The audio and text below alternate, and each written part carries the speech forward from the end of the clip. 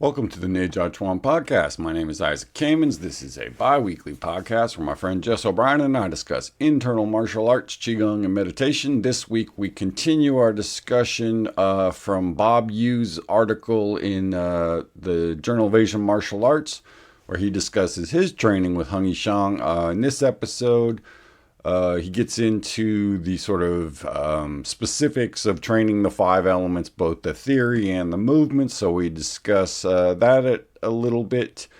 And in the Patreon episode, we finally get to the big supposed fight between Hung Zihan and Sweet Potato. So I hope you enjoy the episode. Thanks for listening. Thanks for all your support, and take care of yourselves. Today we're going to return to our discussion of the famed Chinese martial arts master Xiang, and drawing on the article Xiang and Five Fists, Xingyi Boxing in Old Taipei by Robert Yu. It was published in Journal of Asian Martial Arts back in 2002. And Bob Yu's a student of Master Hong's from that 70s era that we've been talking about, and he offers quite a few insights into what the training was like back in the good old days. So he was describing what it was like training with Master Hong, and now he gets into more of the technical details of training the five elements of Xingyi, which are the most fundamental forms. So he says, the Xingyi form that I was doing in the hallway of Hong's office some 32 years ago is called the Wu Xing. It is the most important form in the Xingyi style. Wu Xing means five elements, represented by metal, water, wood, fire, and earth. So he describes that these five elements appear in many places in the Chinese world. It's sort of part of Chinese cosmology. It's found in art and literature and all sorts of medicine and cooking. Everywhere includes the five elements if you want to use that lens. So he says it represents phases that energy moves through. Energy changes, it emerges, grows, and expands. It also diminishes, ebbs, and contracts. This energy can be solid as a rock or as wispy as a cloud. When energy moves and reaches its zenith, it is closer to its demise. It transcends as it begins to rise or begins to fade. The five elements are a description of energy as it changes and evolves, and these transitions are represented by the symbols metal, water, fire, wood, and earth. And this is something we've been talking about a whole bunch, especially on the Patreon. We were talking about Baihua's book about this sort of idea of yin and yang at the basis of things growing and growing to a certain point, and then naturally fading and falling and becoming back to nothing, then growing back up again, and like this never-ending cyclical nature that Chinese cosmology, Taoist philosophy always relies on. So the five elements at its most basic level is sort of breaking up from yin and yang into something more complex and more specific to give you the different ways in which, or more detailed look at how things grow and then diminish over time in their natural sequence, basically. Yeah, I mean the basic process of Wu Ji to Tai Chi to Wu Xing, right? Like you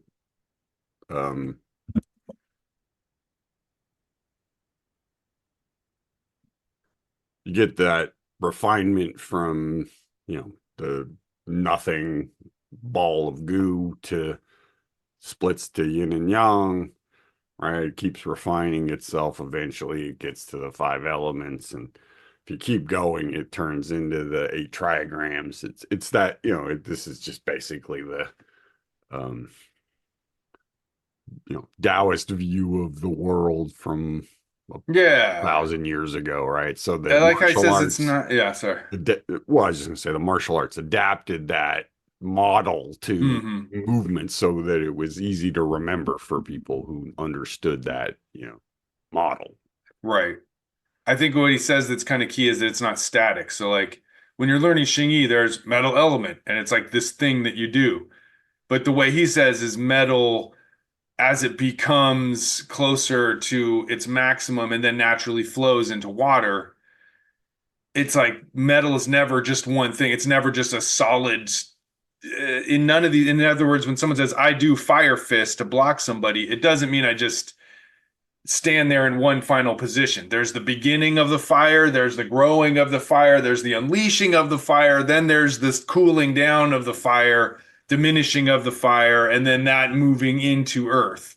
So Yeah, there's like like there's a it's not multifaceted. static, you know? Yeah. Well, and it's this multi-layer, all of these elements have different qualities. So like you said, there's multiple pieces of each element and those become the techniques, right? So you have different parts of water act differently. Right. Like you got a wave, you got a whirlpool, you got, all these different ways that Right. You water got a can. placid water or a tidal wave. Right. There's So Yeah, you're so it's a good way to think of things rather than like a straight punch. A straight punch is a straight punch. But in Xingyi, you've got these five elements that are the basis, and they're very transmutable. And you got to keep remembering that there's so much more to each one than the final position that's in a picture in a book. There's all the right. different pieces that come before and after, and there's a flow to it that it's hard to like completely nail down because I guess it's not static. You can never nail it down. That's the whole point. So Bob carries on by saying, Xingyi literally embodies the idea of energy change into its movements. Training body movements to use internal energy results in a different quality of motion than motion that does not train in this way. Movement that uses internal energy has more power than motion that uses simple force. In fighting, the force typically used is generated by the combination of speed and muscle mass. So it follows that faster speed and larger muscles will result in greater impact. However, in Xingyi training, the use of force is just the first step to understanding how to develop and use one's power. Real power comes from learning to use one's energy. So there's that internal idea of how chi or energy is a factor above and beyond the speed and weight, which he admits is part of it. Like, yeah, you definitely bigger and faster is not bad. Those are great things to have, but there's more to it than that. There's a different quality he describes that where you're incorporating this energy change into the movement that's not just, throwing a cannonball at the wall harder. Yeah, and there's a piece about your physical mass, size, all that you can't do. I mean, you can do a little bit about it, but like you can never make yourself taller or shorter or, like make your arms longer, that kind of thing. So that you have limitations to your physical strength, essentially, Right. where Yeah. your internal strength essentially is not limitless, but it's much more um based on or much less based on size and strength, external It's not what strength. you're born with. It's something Yeah. that you train, It's basically. this thing yeah, exactly. It's this thing you can train that's not just about being bigger and faster. It's about having these five qualities, these internal energies, right? And it's kind of again, this is the whole ethos of, you go Jing Qi Shin, right? That you start by learning the Xingyi by moving the body and doing the forms, and that develops that first level of structure and body and strength and all of that. And you keep doing it, and then the chi part starts to emerge. And that's what he's talking about here is when you do those movements long enough, things, start to happen. It's like that's just kind of how the They're body. designed that way, yeah. Yeah. So he's got four different factors that are involved in this. So in Xingyi, the forms are exercises that are designed to develop this intrinsic or internal energy. To develop internal energy, one must be trained to do four different things. A, align the spine in a variety of positions. B, develop flexibility to increase the body's potential. C, engage the waist or qua. And D, cultivate internal energy, qi, and use this energy with the conscious body movement to create fa jing. These are the qualities of internal energy. All of these actions must come together to create energy, and when this energy is combined with force, it maximizes one's fighting intention. The student is taught to initiate action with a combination of force and energy. Force is thought of as square, linear, and straight, while energy is visualized as round, circular, and wavy. Pure energy is utilized instinctively, as when a tiger pounces on a deer. So each of these things are important. I think he's right. So A, he starts with talking about aligning the spine in a variety of positions that are beneficial to your um, to releasing your power. So again, that doesn't necessarily have anything to do with size and strength. It's about if you can take a postural alignment that puts you at a slight advantage, that can make a big difference. Yep. That's why the first thing you learn is standing and aligning your spine. Mm, Right. I mean, that's Santi kind of training. And so do you think this is moving the spine independent of like taking a step to one side or the other or shifting an angle? the central piece is that it's connected. I Mm, think, I mean, it's aligned, that you're not leaning forward or leaning back or, leaning to one side. So you can um, be straight and be at an angle, right? And then you can be at an angle and make a wave to go straight again. Sort of the transitions are optional, right? You can be, but like if you're going from a leaning forward position, you want your spine straight at an angle to being vertical, right? That's kind of like how you do a push or something or a punch, right? You want to end straight. You don't want to end with your head leaning back or your chest sticking out or anything right. like that, right? So it's And he says two, the second one is to develop flexibility. That makes me think about, say, opening the energy gates where you get those swings and sort of looseness in your body. So it creates whipping power when you turn that spine, you can swing an arm becomes a I lot think that's more stronger. the next one. That's the waist one. Mm, This one I think is more about stretching. mm, I think this is more about having that ability to um, release your body as you extend, right? Because that's a big part of um, the progression basically goes, you got to get your body straight. Then you have to get all that tension in your body to release, in the posture, and that's kind of that internal stretch. they'll say to And open from the inside out kind of feeling. yeah, and then the next one is to get the thing you were talking about with the waist, and that's Mm, where you're turning and it has that connection. But if it doesn't have that stretch to it, it mm, kind of ends up being floppy. that makes sense.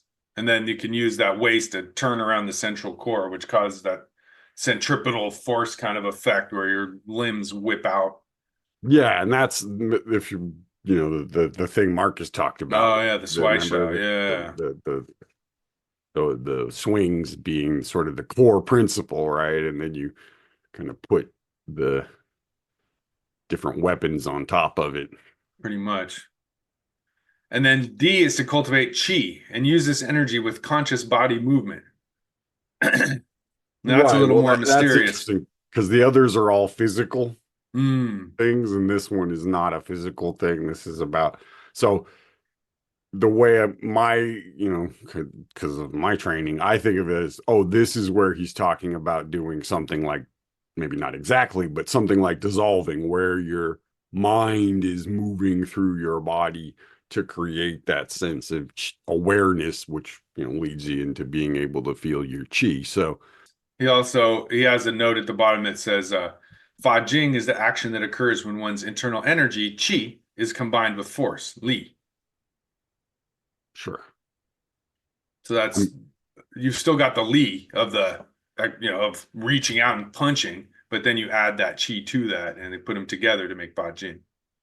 That's part of it. I think there's more to it than just that. But the thing he's talking about is you got to have power and you got to have energy, right? In order to use it as a martial art. Like if you're just doing it for healing, for example, you don't need to have the power part. You just do it with the chi part. One of the best healers I knew was not the strongest guy in the world. He was quite frail in some ways, but he could move chi in a way that was very powerful, but it Mm. wasn't it was more through his chi moving your chi, not him moving your physical body. He wasn't combining it with li, in other So he words. wasn't using, yeah, he wasn't using um fa jing, right? He was using fa chi. He was releasing his chi, not releasing his power. Hmm, Those are slightly different things, but definitely. And he describes it as he describes utilizing energy as a tiger pouncing on the deer. There's this intuitive, it's like tigers don't lift weights and skip jump rope to be faster. Like they use their natural inbuilt, they're constantly exercising all day so that there's an intrinsic, instinctive, natural energy that can create tremendous power probably within all of us. But as people, you've got to kind of consciously tap into it or find a way to open up and release that sort of inner power that we all have. And I think that's one of the things that's attractive about internal martial arts is the idea of opening up something that's already in there that's kind of locked up and trapped and stuck and find a way to release that and through that create power. Yeah, I think it's pretty cool. I mean, I there's something deep inside of all of us in a sense that's sort of um connected to this thing. This is what the Taoists called the Tao, right? So that energy, that internal stillness, whatever, these guys figured out that if you can connect to that while you're fighting, you get less of the bad, you get one, you're better at fighting, but you also don't get the side effects of like your mental state going wonky and things like that.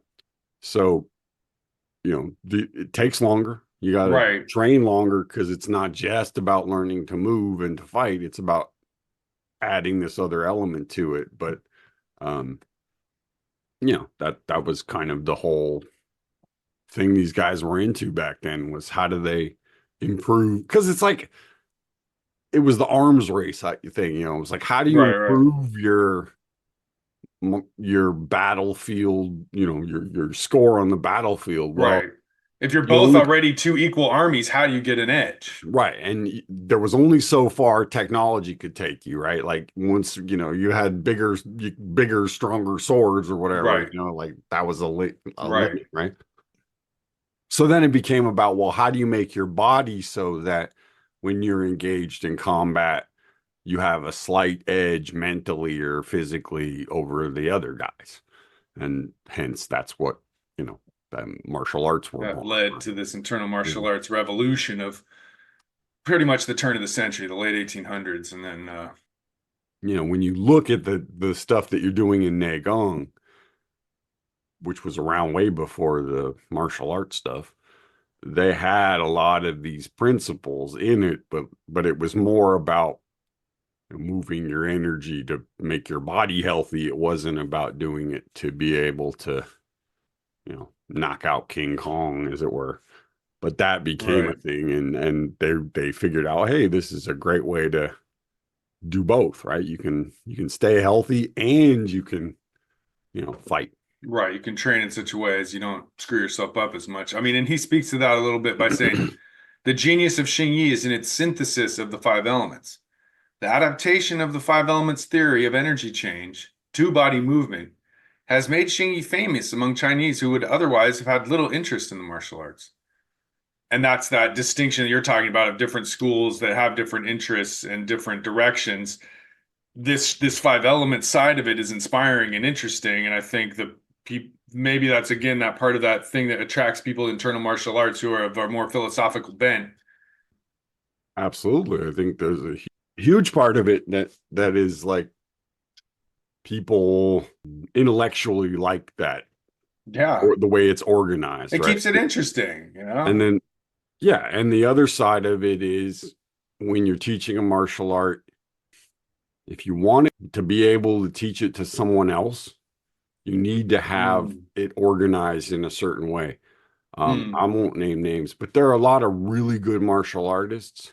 But when they do things, it's different, slightly different every time. And it's more based on their ability to just feel what's happening. And the forms are kind of loose in terms of what they are. So it's not consistent and it's hard to follow them because they're not doing exactly the same thing over and mm, over, even though the, you know, right. the It's the yeah. feeling is the same, right? It's relying on their talent and experience more than the system they're using, so to speak. Exactly. They're able to just do things in the moment and it's very spontaneous, right? But it's hard to Which is teach necessarily. which is the highest level of all martial arts, but that's hard to teach people because all they can do is try to mimic you, right? There isn't really much more that you can do. You can get hit and you can feel it and you can try to mimic it, but there isn't like a way to kind of get it in your system that's intellectual, right? When you have a form, especially if that form is based on a principle that you're familiar with, it's easier to remember things and to put things in context. So, I don't know how much of that translates to the modern age with most Westerners, but, a couple hundred years ago in Asia, those type of metaphors meant something to people. All right, so he gets down into the action of the five elements. The five elements,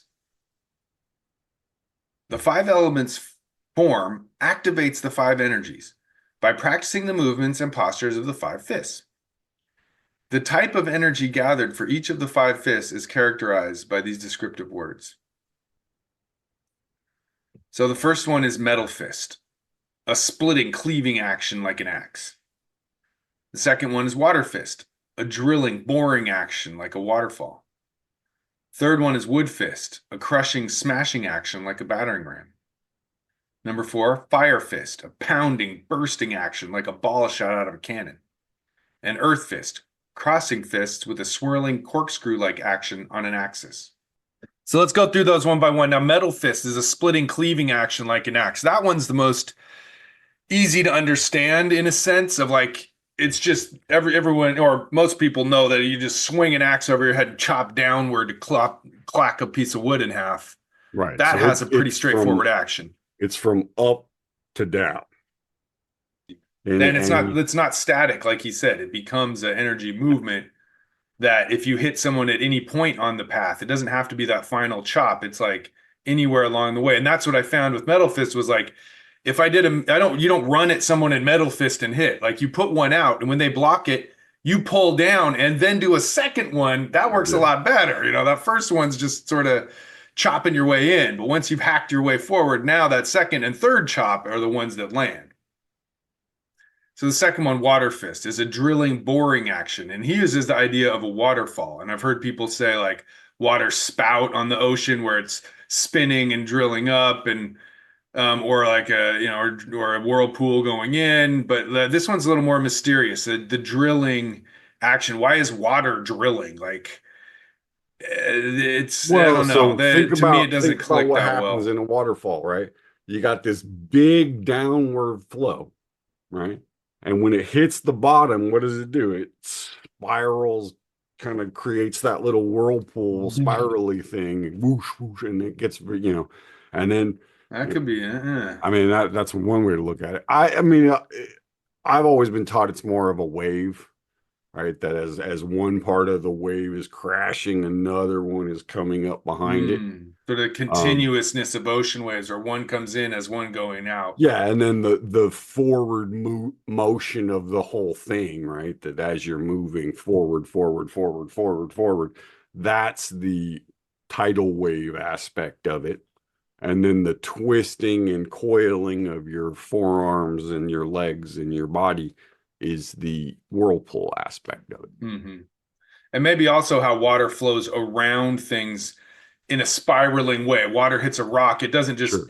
some of it might go over the top, but a lot of it'll swirl around one side or the other and turn in on itself in a sort of a spiraling fashion. Mhm. Might be another way to That's visualize it. that's the again, so what I described were the characteristics of the movement. What you described was more the quality of water, right? Of So the both of element. those things are in play, right? hmm Water's quality is very, like you said, it goes around things, it yields, it spirals, it does whatever it needs to Right. It do to doesn't go backwards though. It goes around what it's flowing towards and keeps going. It keeps well, going and it down. finds the path of least resistance. Mm. And that's really the key piece, I And think. metal doesn't worry about that. No, metal looks for the weakest angle to chop through, right? You're looking for the crack in the You log to split the hit the wood axe, right? lengthwise. Yeah, Yeah. you don't go against the grain when you're trying to Mm. use the axe, right? Um, so they each have their like, there's a way to use it effectively as opposed to, just kind of throwing it at Throwing a it. wall, like Yeah. you said. And water is the opposite of metal in that it's coming from below and drilling upward. So they're Right. sort of paired together as opposites. And that one is, to me, it's a little closer range. Like you can use metal chopping to contact somebody from a distance and get, begin the conflict. But water, you've got to be a little, it's an uppercut. So you've got to be Yeah. a little closer. So you've got to be inside their arms a little bit and drill up either over their arm or under in order to go upward and ideally hit them in the throat or the chin or the, Yeah, knockout punch from below.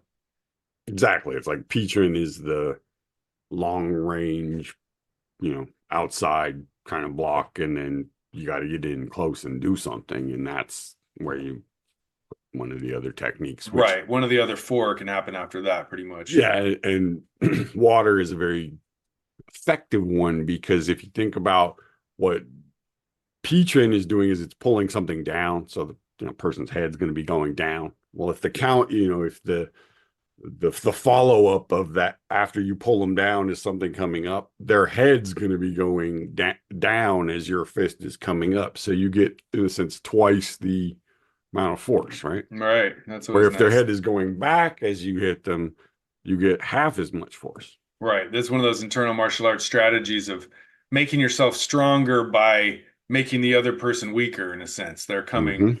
They're adding their force to your force on the impact, and that's a way to become stronger. So the third one here is wood fist, which is the middle of the five elements. It's forward and back. So he describes it as crushing, smashing action like a battering ram. So it's instead of going up or down or whatever, this one goes straight forward Right. with a This is the crushing body and shot. smashing. Right. So you drilled him into the chin and then instantly follow with a body shot. Mm-hmm. And that one makes sense. I think the way it's been described to me is wood is always growing outward and forward and kind of slowly creeping inextricably, unstoppably, maybe imperceptibly, but the wood just keeps growing outward. And like all living things, it grows upward towards the sun. And so that's that battering ram effect rather than the fluidity of water or whatever. Wood is much more stable and strong and just keeps on going. Think about hitting a balloon with a arrow, right?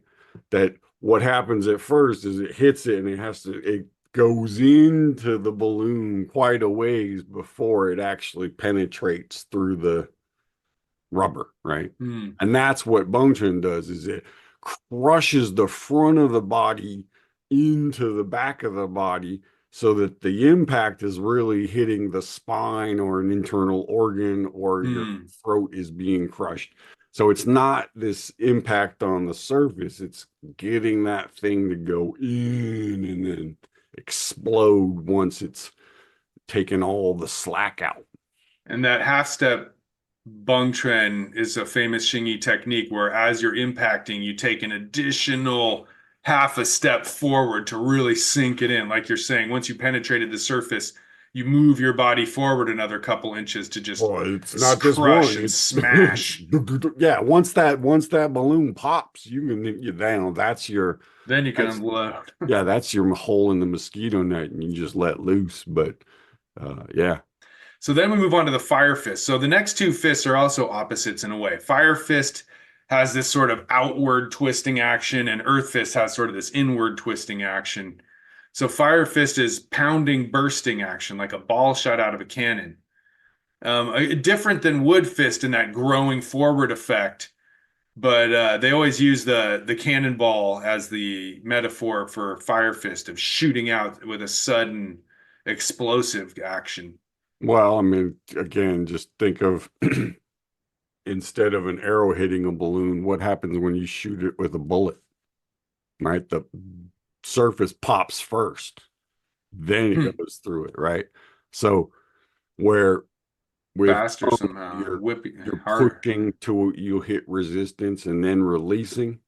With fire, you're hitting the surface and then shooting it through like a bullet, right? So it again, it has a very similar quality to it, but it's more explosive in a sense rather than expansive.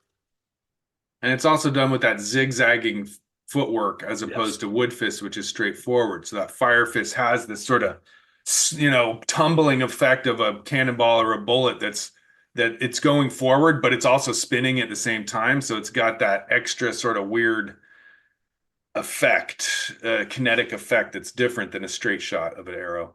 So that brings us to the final technique, the mysterious earth fist, Hong Chen, crossing fist with a swirling corkscrew-like action on an axis. So earth fist is sort of this, how would you describe? You're going from, It's got a little bit of everything. you're twisting inward and out. Yes, it's got a little bit of everything, like earth must. So it's crossing fist is how it's called because you're using a zigzag shape, but you're also crossing your body and then going back out again with the earth fist. One comes in as the other one goes out again, like a lot of these.